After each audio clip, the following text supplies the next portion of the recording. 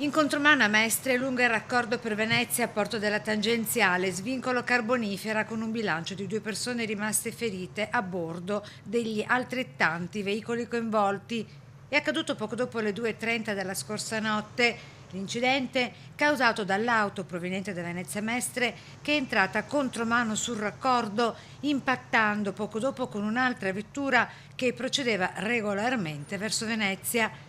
Dinamiche e accertamenti sulle responsabilità di quanto accaduto ora al vaglio della Polizia Stradale di Mestre.